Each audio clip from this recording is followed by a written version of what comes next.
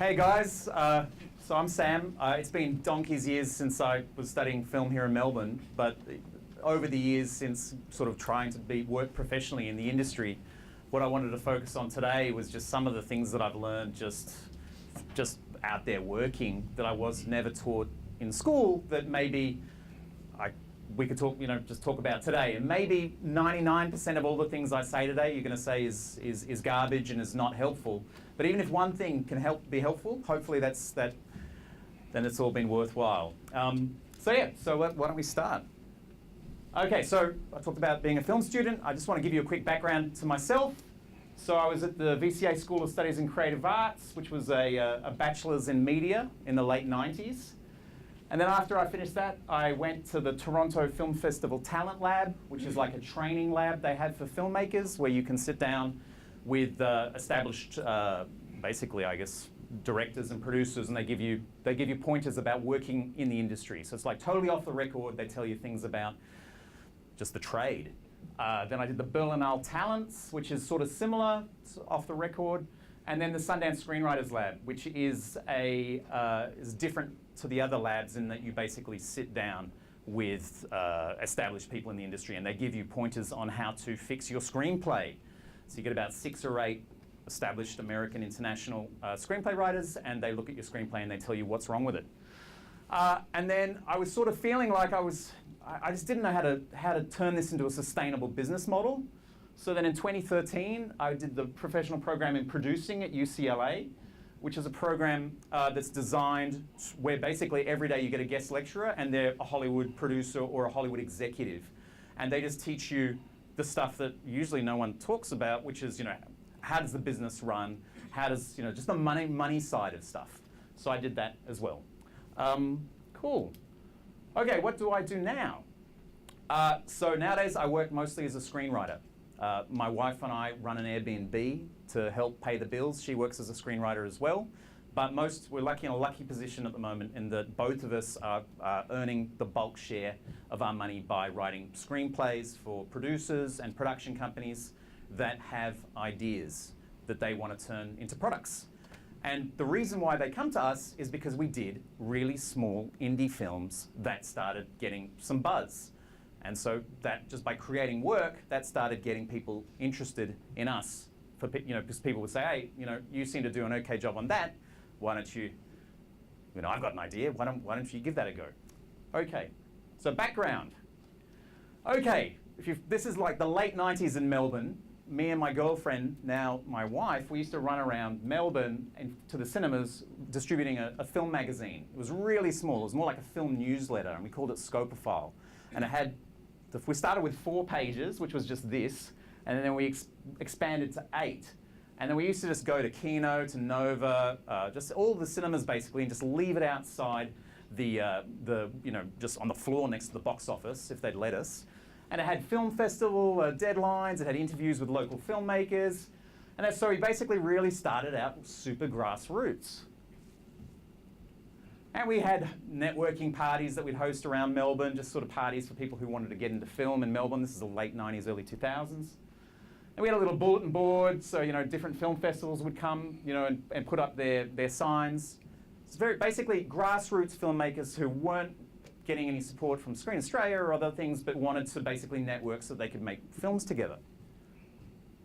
And then we made these really, really, really low budget movies in our apartment with no budget. So that's me, that's my wife, that's a mate, that's my wife. We just, we're all shooting just in our houses and basically made schlock, terrible movies that ended up, because in America there's actually a market for schlock movies, ended up getting some distribution. But that's how we started, was making virtually zero budget movies in Melbourne.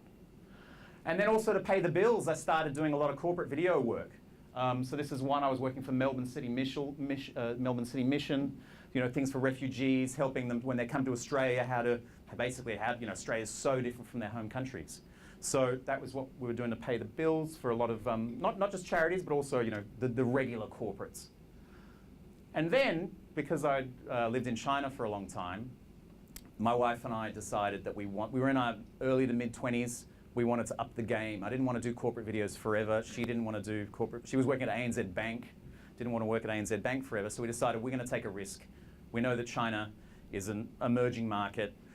We both spoke Chinese, which was super helpful. And so we went there around when we were 24 years old. And then we started doing TV documentaries. Basically, TV documentaries about characters, people who are trying, like, what do you call it? Social commentary documentaries. And they took about 2 to 5 years to make. And we'd pitch them to TV stations and try to get some development funding. But often it was just on our own hard work. And then we started getting interest from sales agents, and then they would start selling it around the world. So the sales agent was the middle person between us and the international TV station. So the sales agent would sell it to different TV stations around the world. And that's how we tried to earn money back in those days. And then I started doing a lot of acting work because I wanted to pay the bills. And in China, in those days anyway, there was quite a lot of movies looking for foreigners to act in movies. So I started acting in really bad movies to help pay the bills and also to help me do the passion projects, because I needed money to make the passion projects. Even if they were zero budget, they still cost a lot of money for an individual. And the one thing about working in a big industry like China is, they need to do a TV series, they're going to hire you for 90 days non-stop. That actually starts adding up. So I worked on City of Life and Death that premiered at Toronto a few years ago. I worked on this movie, Lady the Dynasty, and then this movie that was never released, which is starring Olga Kurylenko from one of the Bond movies, and that was they said it's a $100 million movie, but it was never released. So it's some good stuff, but also some really, really bad stuff. Really bad. And then I used that money to try. Do you guys know John Cassavetes? John Cassavetes, right? So John Cassavetes had a really awesome model. I thought it was a really awesome model, where he took his money from doing this mainstream stuff, and then he put it into making his own passion projects. So I thought, okay, I'm at a position now. I've been working professionally as an actor for a while. I'm going to take a small amount of money and turn it into a feature film. So working with a lot of the people that I'd met on the film sets over the years, because they were now mates, we got together and we made this super indie movie called Red Light Revolution. And so started writing, this is just to give you an idea of the timetable that it took for me to do a feature film. Started writing in 2007. 2 years later, we started shooting, and then got on the festival circuit a year after we wrapped production. Because when you're doing it yourself, it's slow, the editing. Then we're on the festival circuit for a year, because when you have a film festival, when you have a feature film playing on the film festival circuit, you have only 1 year, and then you're done. So if you premiered in January, you have until January of next year, and then the festivals won't touch you anymore. If you have a short, it's longer. If you have a documentary, it's longer. But if you have a narrative feature film, you have exactly 1 year. So we released in 2012, and and I've been so burned by those schlock sales agents in the past that we decided to just go without a sales agent. So I would fly to the film markets to try to negotiate directly with distributors.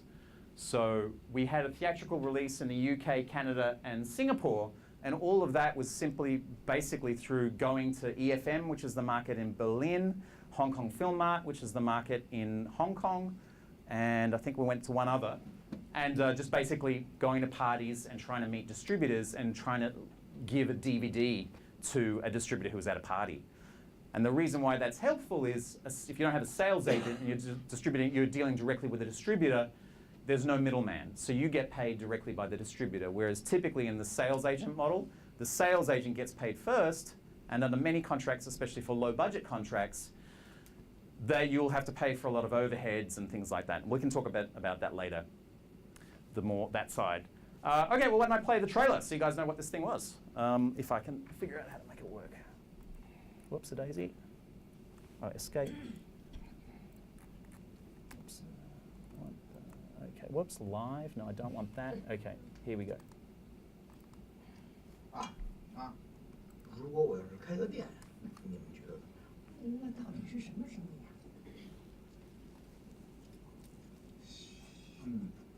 保健品。保健品，保健品还行。性保健品。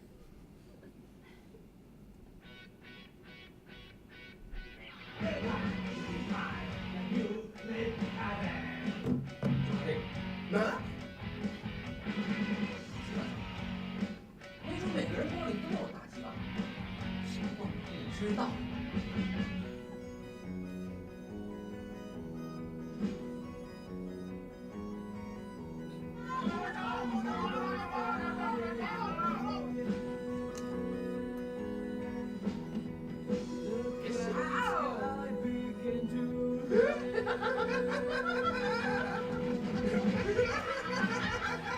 支援会长来了，俩人忙不过来，过来！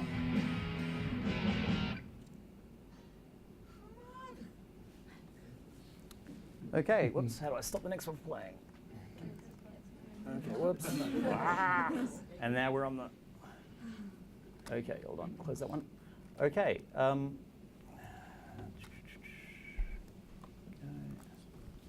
Oh, now I've opened up. There we go. Cool. So we started just showing it around China in pubs, basically, and going through grassroots street press to try to get attention for the film. And then slowly the crowd started getting bigger because it was a fun sex, it was kind of like Clerks in a sex shop, you know, it was really just a fun movie, we thought. And you know, then sooner or later we started getting invitations to go around China because different clubs around China thought, well, A, they could actually make money because the club wants to fill it out. And so when you screen a movie in a club and everybody's in there having beers, they can earn some good cash on a Tuesday night. So we started doing that, and then at the same time we started going on the film festival circuit. So it was on one hand really grassroots, and then it was also that sort of mainstream grassroots thing. And then yeah, and also just marketing. We'd always bring a sex toy or a doll, and that way everybody wanted to take a photo of it, and then that way they would share it on social media. So it was a little unique thing that was tied to the product that then people would tag and they'd say, I just saw this movie, and they'd, you know, a photo of them with the sex doll. And we were also selling this shirt, by the way. So we were trying to find different ways to make money for our project that weren't just the traditional means of distribution. Because when you go to a pub and you're splitting and you get 100 people in the pub and everybody's paying $6, maybe $10, actually $10, and you're splitting it, you're getting $5 each, you know, that's not too bad. You keep on, you know, you keep on doing it. So we actually ended up generating some real revenue that way. And then took it on the International Film Festival circuit. We played, we didn't play the major ones, but we played a lot of respectable American film festivals and overseas, and you know, would give talks basically.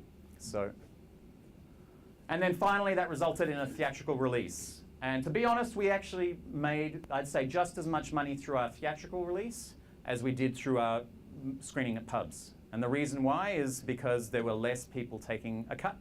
Because when you play through a theatrical release, you also got to give money to the theatre. The theatre wants to earn a giant amount of cash as well. So wanted to make another movie. So we decided we were going to do a Kickstarter campaign. That was about 2 years ago to make another one. I'll show you the Kickstarter video that we made. Oops, daisy. Just get this thing to... A few years ago, some friends and I made a film right here in the Voutas of Beijing. It was a comedy called Red Light Revolution. It played on the film festival circuit, had a cinema release, and was even listed on the British Film Institute website as one of the top 10 films set in Beijing.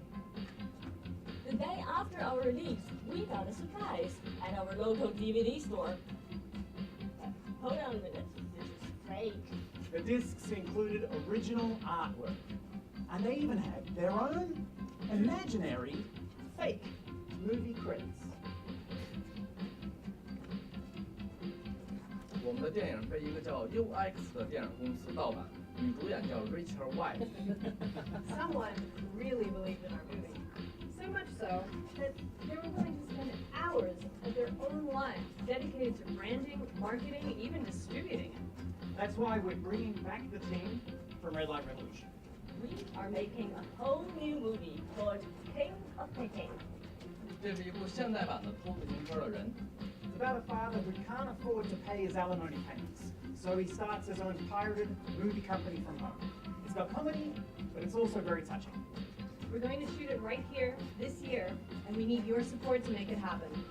Your contribution will go to the actual production itself, from camera rental to feeding our awesome crew. 如果你没有钱，可以捧个场，告诉你的朋友或者仇人，我们的电影需要帮助。 So check out the perks on our Kickstarter page and help us make King of Peking.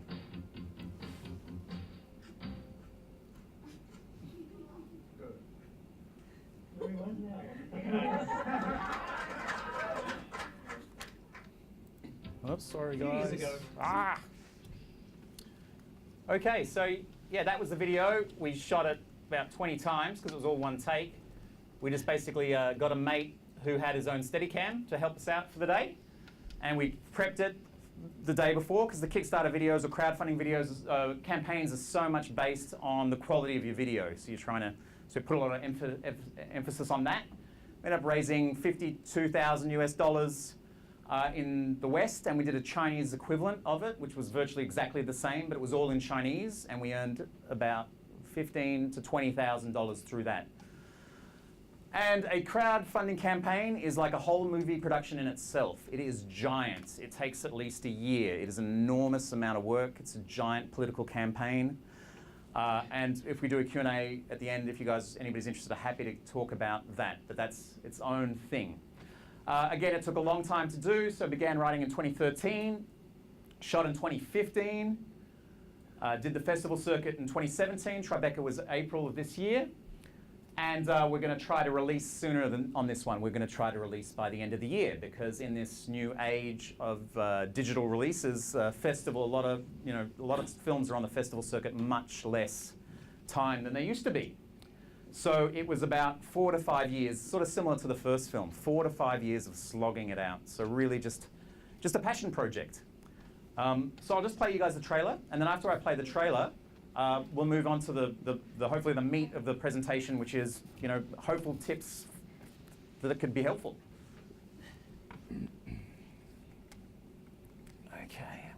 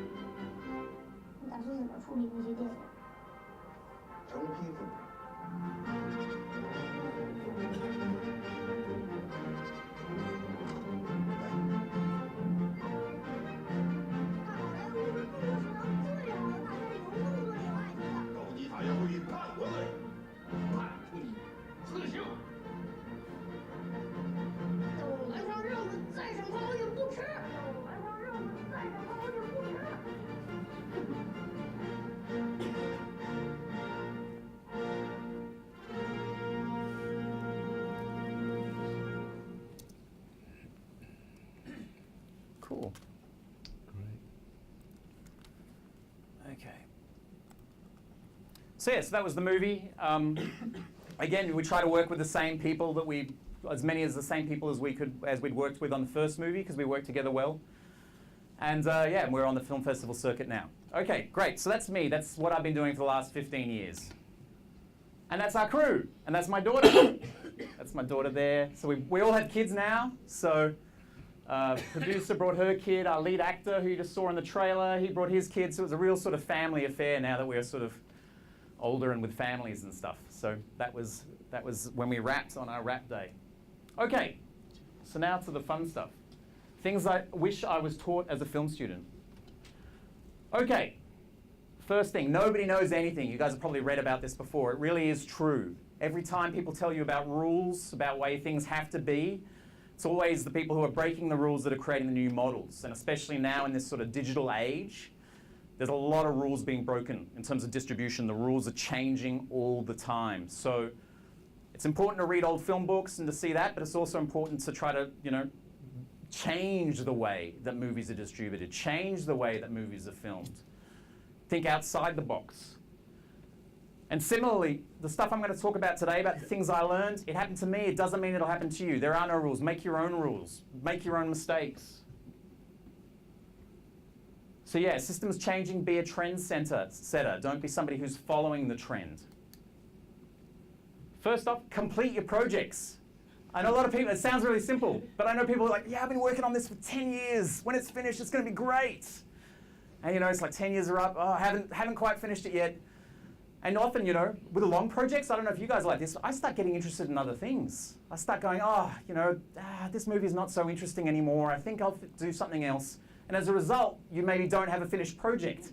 And a so-so finished project is way better than an unfinished awesome project, because nobody sees the unfinished awesome project. It doesn't help you in any way. Finish your projects. Even if they're not perfect, finish them, complete them, put them out. Even if it goes on YouTube, it's done, it's a thing. And so, so don't put your eggs all in one basket. Don't just have one single movie. Have many different projects that you're developing at the same time. Not all of them will be made. Many of them won't be made. But it's just statistics. If you only make one thing and you're just waiting to throw it at the wall, the chances are it's not going to work. If you're cooking, it's like being in the kitchen. You're cooking a bit of this, cooking a bit of that, cooking a bit of that. By the time you're ready and you throw stuff up, yeah, a lot of stuff's not going to be good, but something is. So try to have as many things going as you can, because your statistical chance of succeeding will be higher, just because it's a numbers game. It's okay to make bad movies. It's called learning. One of the things I hated about learning in film school was the auteur theory, which is this idea that people are born awesome filmmakers, that you just have somebody who's like a genius, and it just, like Quentin Tarantino, he made bad movies before he made Reservoir Dogs. People don't talk about that. So it's okay to make bad movies. So, even if you guys want to, go with your friends, shoot an indie film, if it's not perfect, that's okay. And it may not be bad, it may be awesome. It may be the next El Mariachi or something. It's okay to fail. Fail as many times as you can. Try to keep on failing, because if you keep on failing, sooner or later you're going to succeed. Sooner or later, it's going to click. Something's going to happen. And it may not be that everything succeeds, but sometimes you just need one thing to succeed, to help push you. Be patient. Filmmaking is a really, really, really slow process, especially in the independent field. And even though we work on my wife and I work on smaller budget films, even if you're dealing in the 2 to 5 budget range, I have friends who are working in that range, and it still takes them at least 2 to 5 years, sometimes longer. So it's a slow game to make movies. Don't rush. Nobody cares how long it takes you to make your film. They only care, is it any good? So when it's playing at the film festival, or you get it released, or somebody's watching it on YouTube, the person who's watching it on YouTube doesn't care if it took you a week to do or a year to do. They care, do I like it? Do I want to share it? So spend that time to make it as awesome as it can be, because you only get one chance with that. That person's only going to sit down and watch your YouTube video once. Or they're only going to sit down and watch your, if it's on whatever, if you give them somebody a DVD, they'll watch it once. So spend that time to make it as good as you can until you're so sick of it, you just don't want to do it anymore. Okay, so this is a little bit more about the producing side. So currently in the market, it used to be that if you just had an awesome script, at least in America, I live in Los Angeles now, if you just had an awesome script, it was enough. Nowadays, it's all about packaging. So you need three things. So first you need to have a star. If you know anyone who's a star, or hopefully some of your producers or you know, a mate of a mate knows a star, awesome script, and an experienced producer or director. So typically, even for myself, you know, I mean, it's so hard to get stars, it's hard enough to get a script, but typically if you want to get this thing packaged as in it's going to be, people are going to put money into it, you have to have all three. Now star, you don't necessarily have to have the money. You just need to have a letter of interest. You get somebody to write a letter that says, should this money be available, I will make this movie. And then you take that letter and hopefully the script, and then you can help find some experienced producers. So if you have any mates who have some experience in producing, definitely try to become as good friends as you can with them. You know, people who've done TV work or whatever, because that is so important to just the packaging, getting the movie made. Okay, I don't know if you guys have heard of this trifecta. Fast, good, cheap. You can't have all three. It's just the way that filmmaking works. So let's say you want it to be fast and you want your movie to be good. Then that's going to cost a lot of money because you're going to have to hire a lot of people. So it won't be cheap. Let's say you want it to be cheap and you want it to be good, but you don't have any money. That's the way I don't have any money.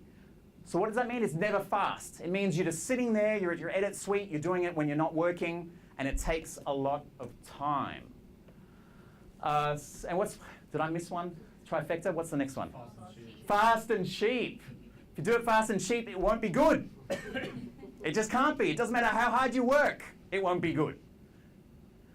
This is very helpful because it means that when you make a fast and cheap movie, don't feel bad. Don't feel like it's because of you, because of any failings you have as a filmmaker. It's just that it's really hard to succeed when it's a fast and cheap movie. And similarly, you know, across the board. So I found this really helpful, and just for me, somebody taught me this. Rejection is filmmaking. It never ends. This is really important. I get rejected every day by film festivals, by sales agents, by, you know, when I was working as an actor, rejected every day. So it really isn't, so filmmaking is just, rejection is part of it. It doesn't go away.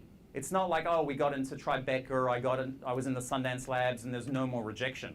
No, it's just how it is. And if you talk to people who, across all my friends who are working professionally, they're going through the same thing. They are still rejected day in and day out. But every time they're rejected, you know, 9 times, they're getting one that's not rejected, sometimes less. So just what I'm trying to say is, if you're getting rejected, it's not you, it's just the system. Everybody gets rejected all the time. And it's hard, it's really hard. The rejection never gets any easier. When I get letters in every other morning that are rejecting me for something, it's always hard. It's not like, oh, okay, I've been doing this for 15 years. It's still hard. So just be aware that is kind of just the nature of the industry, is that there's a lot of rejection, but it's worth it for the successes that come along with it. Because you're just throwing stuff on the wall. Not every festival is going to like what you do. Not every production company is going to like what you do. But some will, and ultimately those are the ones that you want to be working with. People can't read. Have you ever given a screenplay to people and then they're just like, I don't get it, I don't, whatever. And then you go and shoot it with your mates and they're like, that wasn't the same movie, that was totally different. People, honestly, it's real, people are so busy, they're so busy with their stuff. If you can do some sort of proof of concept, if you can show it to them in a way that isn't just a screenplay, people can get it more. So even if you just like do simple animation on, you know, paper or whatever, images convey more than words. People are very busy, and often if it's a 120-page script, people don't have the time to read it thoroughly. So, you know, you got your script, try to think of different ways that you can let people see what your concept is, even if it's just like taking clips from other movies and doing a mashup trailer that's sort of similar with your own voiceover. These are ways that don't cost any money, that help other people envision what you're trying to envision. So it can be handy. You know, this is total no budget stuff, but it can be handy. People can't read. Few people have the time to read a 120-page screenplay. So keep creating. Let's say you didn't get the money to make your movie. Find a way to make the movie in another way. Maybe you can turn it into a novel. Maybe you can turn it into a YouTube video that's for free. Maybe you can, I got a movie, the screenplay that we took to the Sundance Labs with a co-writer, we're turning it into a graphic novel that we hope to one day turn into a movie. Why? Because a graphic novel we can make for much, much cheaper than making a feature film. And people can look at that graphic novel and it's a thing. It's a thing, it's a commodity. We've turned an idea and we've turned it into a commodity. Live, have stories to tell. I live in Los Angeles. Everybody in Los Angeles, many people in Los Angeles are just living in Los Angeles, staying in their own little bubbles, working. And the thing about storytelling is it's so much about experiences, having something to say. So, you know, it's so important. So volunteer. Now I say volunteer for two reasons. One, because it's really good to help others, because if you help others, they'll help you. The other reason is if you volunteer at film festivals and things like that, you end up making really good connections. Because you're working for free, and often festivals in particular will have lots of guests and just basically people who are in positions of power, who, if you're a nice person, they can create good connections. So volunteer. If you can, volunteer wherever you can. Help others. Because if you help a mate make their short film, even if it's terrible, even if you're helping just get the sandwiches, most people will remember that. And when you've got your project and you need somebody to get the sandwiches, you can give them a call. Or even better, maybe 10 years later, they're now working at a TV station, and you can call them up and say, you remember when I got you the sandwiches when you were doing, you know, and they're like, oh shit, I remember that. Then they're sort of obliged to help you. So don't be a sign of your times. You know when you go to like an art gallery, like you go to the NGV or something, and you see the paintings from the period of, you know, the 1800s, and you walk into a room, and it's all these portraits of people wearing the same clothes, they're in the courts, and it all looks the same. Now, if you had one painting in that room that was somebody from that time, and they did something totally different, I guarantee you that everybody would go and look at that painting. So try with your work to don't just be another painting that's representative of the early 2000s. Try to be something different, because being different will be something that will make you unique. And festivals, distributors, the people are looking for unique ways of storytelling, unique angles. Okay, I think this is, if everything I've said today is garbage, that's totally cool. But there's one thing that I really would love you guys to take with you today, and that is something that I've been struggling with over the years, is try not to be competitive. It's not a race. Just because your classmate or your mate does something and they do really well and they get an award or they're going somewhere, don't let it be a big hit to you. I know it's really hard not to compare yourself to others, to compare the success of others around you, but ultimately, as creators, people who are in the arts, we need to be happy. And if we're always comparing our work to others, it's not a system that's going to really result in much happiness. The people that I know who are artists, who are the happiest, are the ones who don't compare themselves to others. It's not a big deal for them that there's somebody, you know, got, I don't know, the awesome job or working on a great movie. So if you can, try to enjoy the process. That's why we started doing film in the beginning. That's why when we were kids, do you remember when you're playing, when you're drawing something or you're playing, you didn't care who else was playing better than you. You just enjoyed playing. So try to get back to that, because if you want to have a long and sustained career, you have to enjoy it. You have to find that fun.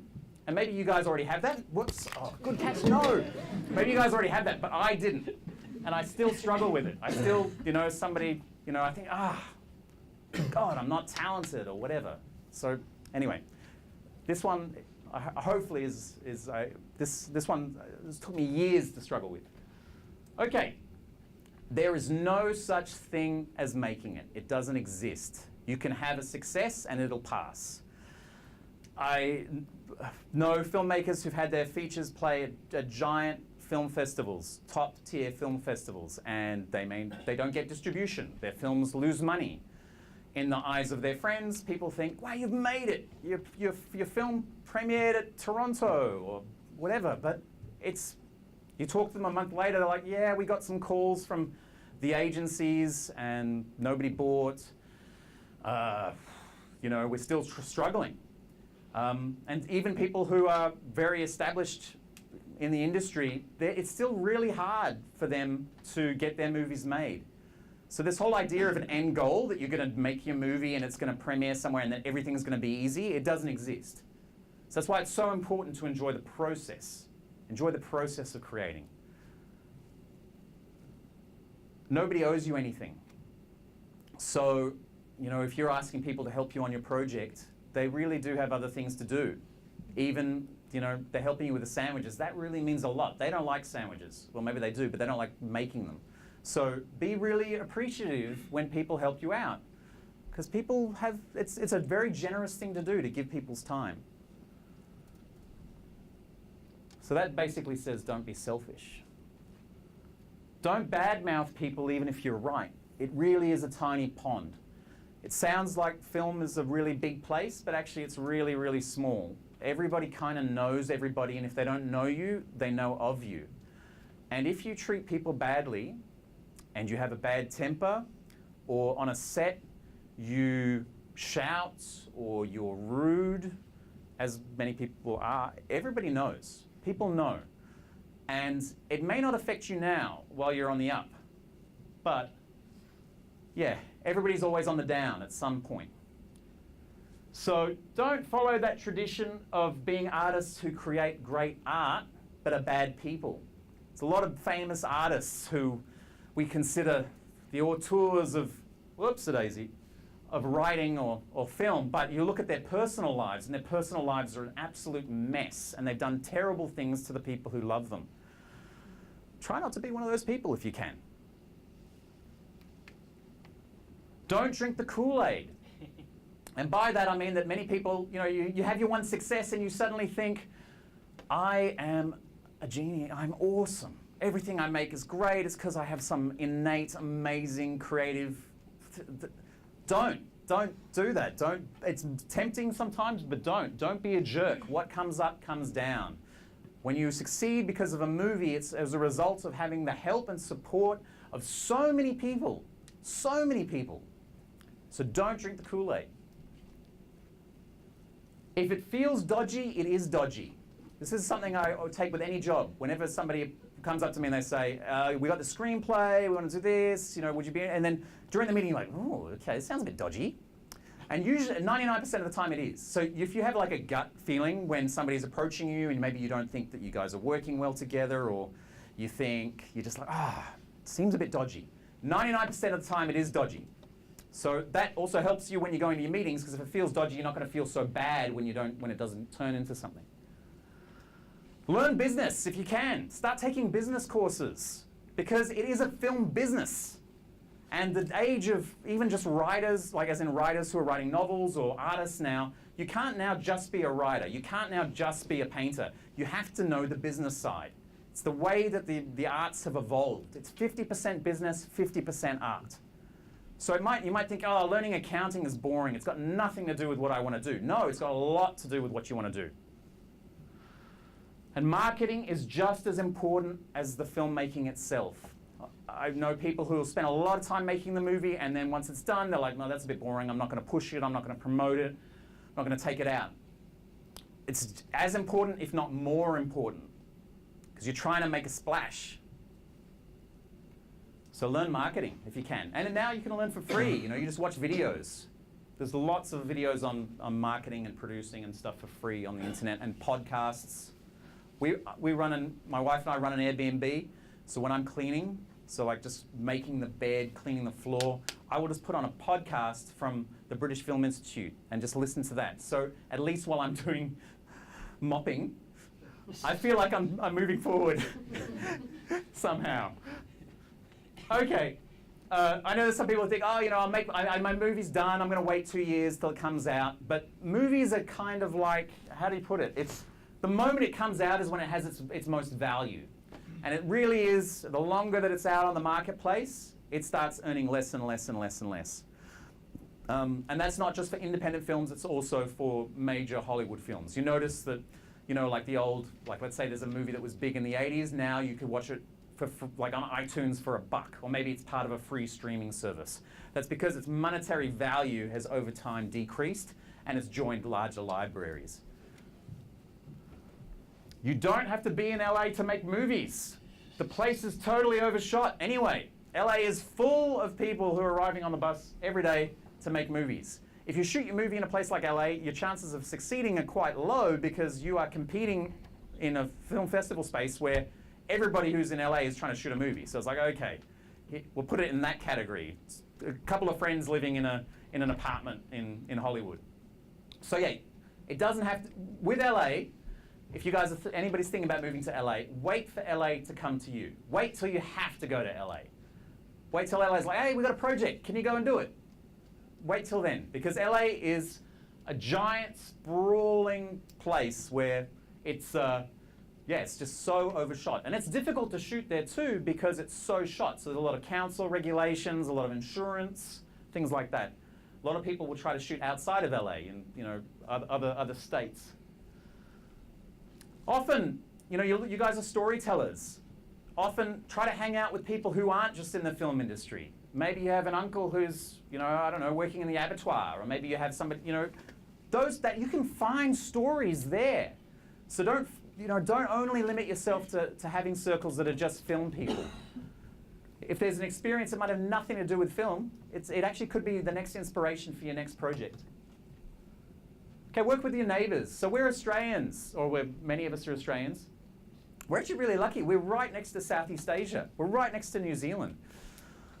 Try to work with in those areas, or you know, in New Zealand, or with New Zealanders, or with people from those countries, because we're in a really unique space geographically, being part of the Asia Pacific region.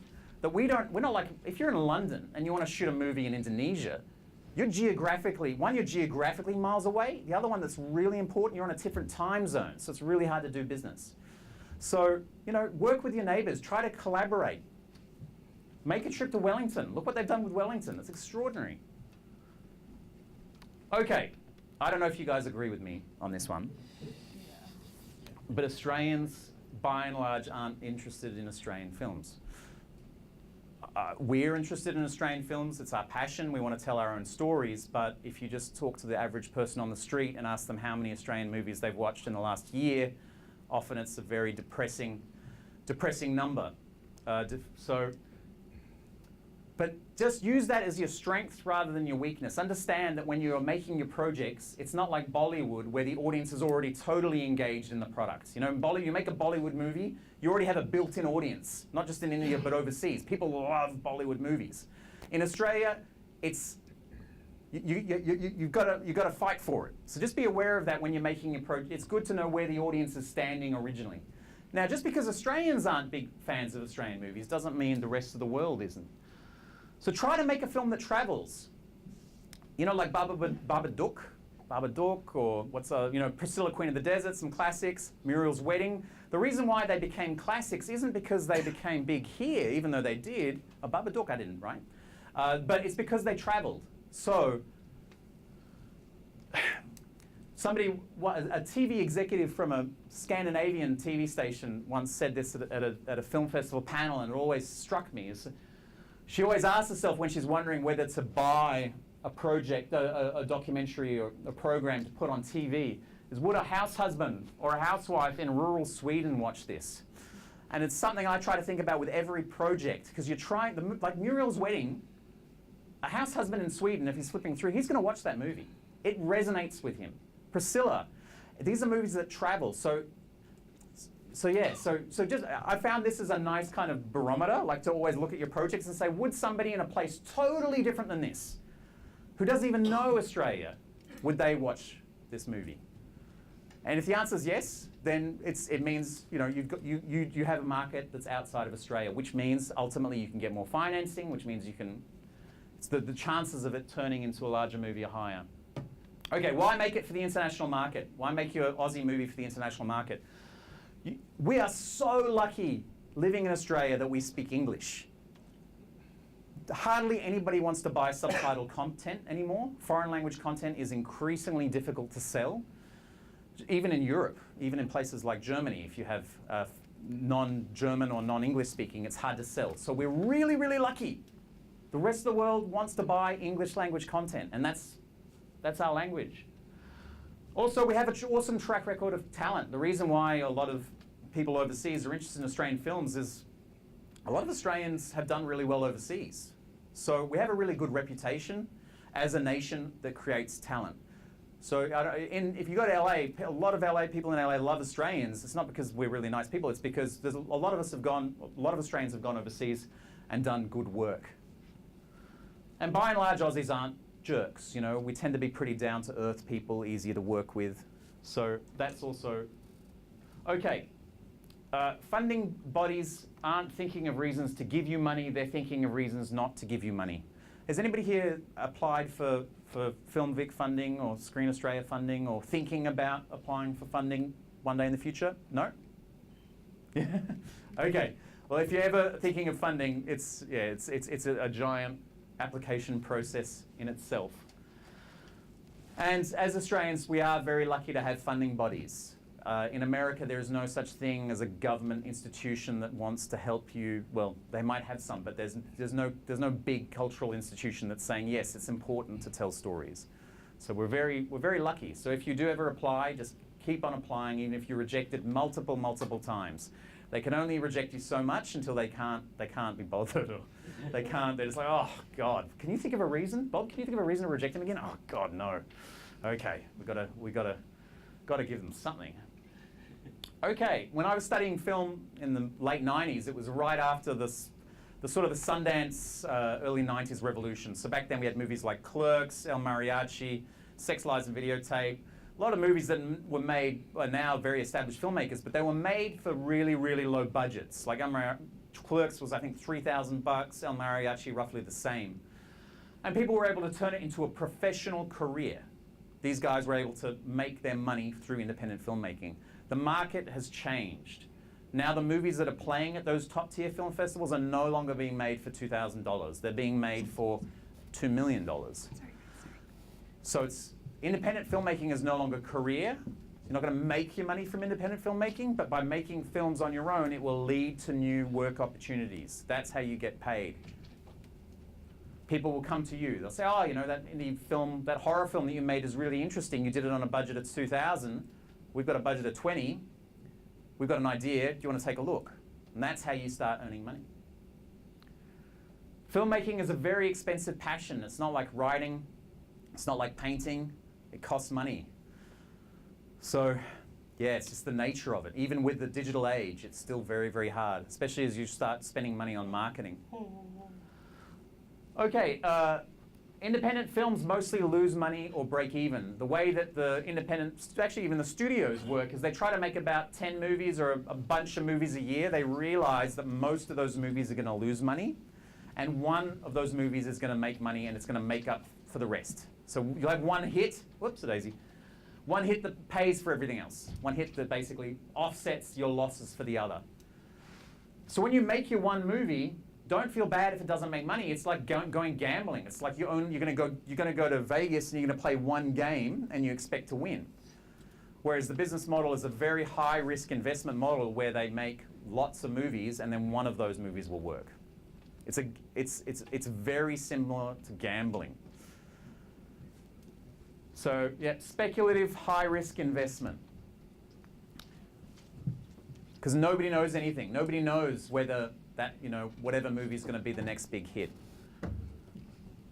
Okay, so sooner or later you're going to be looking to get investors, people who will give you money to make your movie, to make your projects. Because as we said, filmmaking is very expensive. So there really are two types of investors out there. And even if that investor is your uncle or your friend. There's the people who want to make profit. And they don't care. Usually it's like if they give you $1, they want $1.10 back in a year, or they want $1.15 back in 2 years. That's it. That's all they care about. So long as you give them $1.15 back after 2 years, they will give you another $1 next time. The other type, and these are harder to find, are people who want fame. And there are investors out there who For them, they have money already and they don't mind if your movie doesn't make money. For them, it's important to contribute to the arts and also to be at red carpets and to be associated with projects that are making a splash. So as you develop your careers and you start looking for investors, just make sure, there is a difference, and be aware of what your investor wants, because what they want, you can help orchestrate what you're giving to them. You can say, okay, when we have our premiere, you can be at the red carpet. You can be with us. You'll give us, how about this? You give us $20,000. When we have our premiere overseas, we'll fly you there. So you spend $1,000 on his flight, or her flight, you spend $1,000 on her flight, $200 on her accommodation, but they give you $20,000. And that's your business model. And then they get to go to the premiere and they get to take photographs and share it on social media. So that's also can be a model to help you make your movies. Don't be afraid to do shit jobs if it will pay for you to do what you want to do. We've all been there. We've done jobs that we hate, that are horrible, that we don't want to wake up in the morning to do, that we'd prefer to be anywhere. But if you can just keep in the back of your mind that you're doing it for a reason. You're not there because it's to whatever. It's because you have a greater goal in mind. So if that job enables you to keep doing the thing that you love, continue it.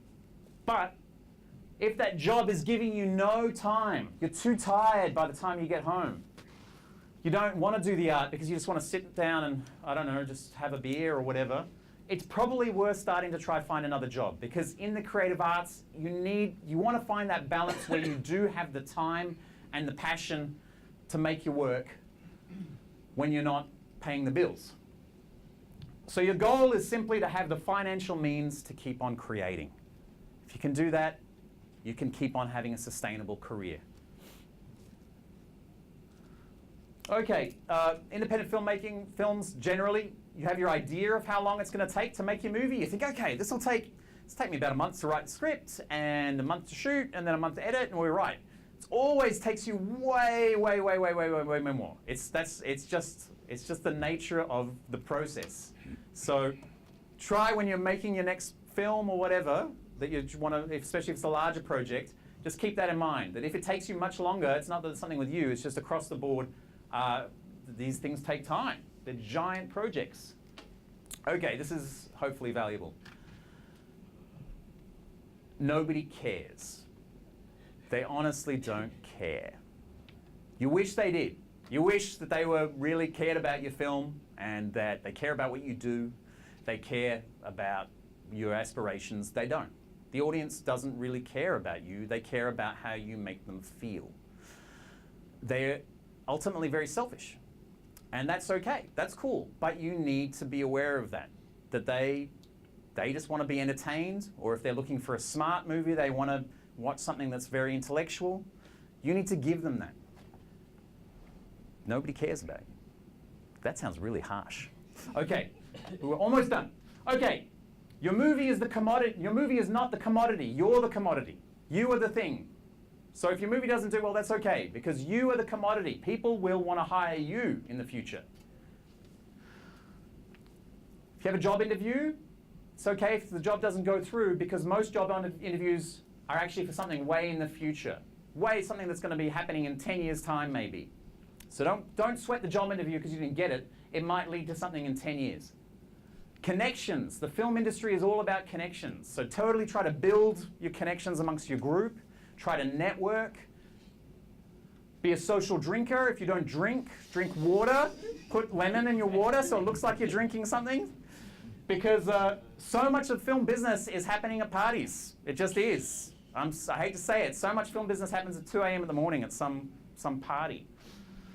Don't just go to networking parties. Sometimes it's much more valuable to focus on your networking stuff, just meeting one person and going to the pub and creating a really strong friendship with that person.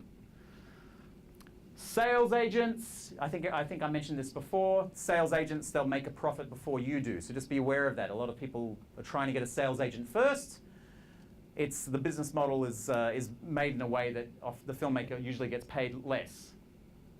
Film is a business. You want to keep on making films, don't win a prize, make a profit. You make a profit, you can make another one. Make another profit, you make another one. Okay, lastly, so I'll make this the last point because we're up to time. Don't ask the generation above you for work. Look at your peers, the people who are in this room, and think of how can you guys create opportunities yourselves to have a future career. Because the generation above you doesn't want to give you work. They want to control their position of power. They want to be the ones who are the heads who are making the decisions, and you guys want to disrupt that. You are the next generation that they are afraid of. So work with each other so that when you rise, they'll be asking you for a job.